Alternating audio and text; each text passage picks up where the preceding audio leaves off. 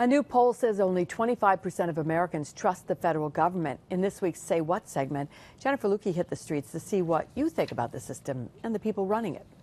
First question, do you trust the federal government? Not really.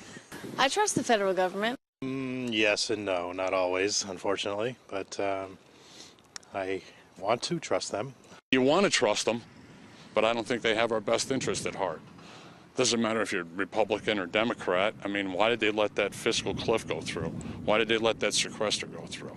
That should have been stopped. Do you think the federal government is a threat to your personal freedoms? Sometimes I wonder, too many restrictions.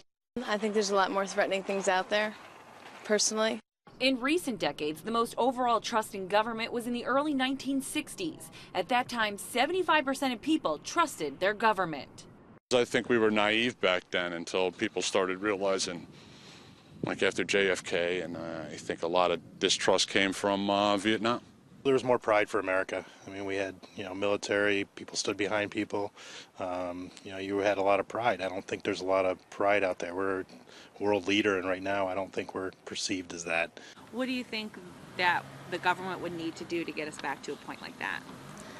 I think pulling us out of debt and ending this war would probably make people trust the government a little bit more and maybe feel more involved. Jennifer Lukey, CBS 6 News.